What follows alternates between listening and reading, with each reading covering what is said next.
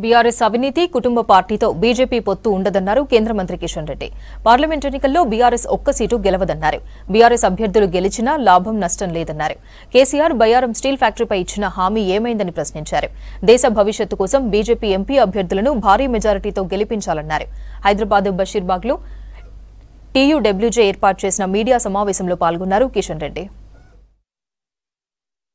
2018లో చెప్పింది కదా టీఆర్ఎస్ ప్రభుత్వం, కేంద్ర ప్రభుత్వం బయ్యారం ఫ్యాక్టరీ పెట్టడం లేదు, మేము మళ్ళీ 2018లో ఓట్లేయండి, మా ప్రభుత్వం వచ్చిన తర్వాత ఇదే స్టేట్మెంటు కేసీఆర్ గారిని కేటీఆర్ గారిని రికార్డు నేను దగ్గర వాయిస్ ఎందుకు పెట్టలేదు మరి వాళ్ళు? అందుకే ఆర్ఎంయు ప్రధానమంత్రి గారు స్వయంగా వచ్చి భూమి పూజ చేశారు. 3000 మందికి ఉద్యోగాలు దొరుకుతున్నాయి.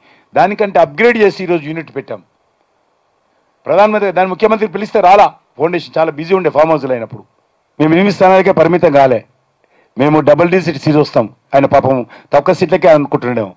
మేము ఎక్కువ సీట్లకు ప్రజలతో అంగీకారం కుదుర్చుకున్నాం. తెలంగాణ ప్రజలతో మేము అండర్స్టాండింగ్ వచ్చేసాం. ఆయన సర్టిఫికేట్ మాకు అవసరం లేదు.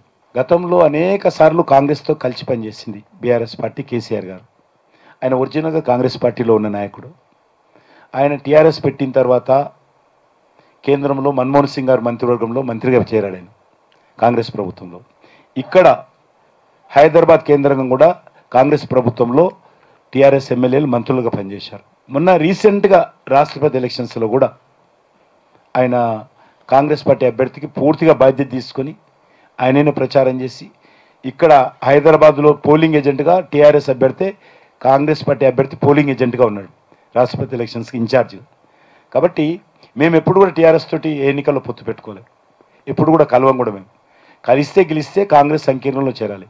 కాబట్టి ఆయన కారణానికి సంఘంలో చేరుతా అనుకుంటున్నాం. చేరొచ్చని నాకు సంబంధం లేదు, మాకైతే అవసరం లేదు. అలాంటి కుటుంబ పార్టీలు అవసరం లేదు, అలాంటి పార్టీతో కలిసే ప్రసక్తే లేదు. నెంబర్ 1. ఇంకొక విషయం ముందుకెళ్ళి చెప్తా ఉన్నాను, టీఆర్ఎస్ పార్టీ ఒక సీటు గెలిచే అవకాశం కూడా లేదు ఈరోజు.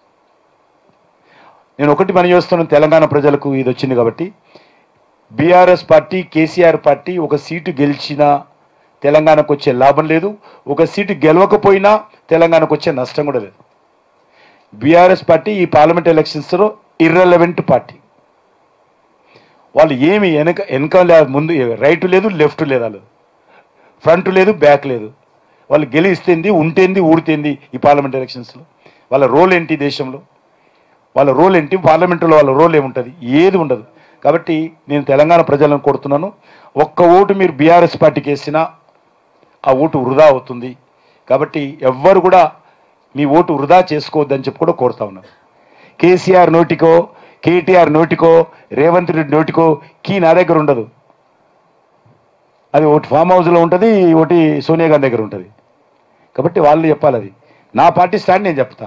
నేను ఎట్టి పరిస్థితుల్లో భారతీయ జనతా పార్టీ తెలంగాణలో మేము టీఆర్ఎస్తో కలిసే ప్రసక్తి లేదు. టీఆర్ఎస్ పార్టీ అవినీతి ప్రభుత్వము, అహంకారపూరిత ప్రభుత్వము, మరి అది నియంత్రిత ప్రభుత్వము, ప్రజాస్వామ్య వ్యతిరేక ప్రభుత్వము. కాబట్టి అలాంటి ప్రభుత్వం పరిపాలన చూశాం కాబట్టి అలాంటి పార్టీతో కలిసే ప్రసక్తి లేదనే విషయాన్ని మనం చేస్తా ఉన్నాం.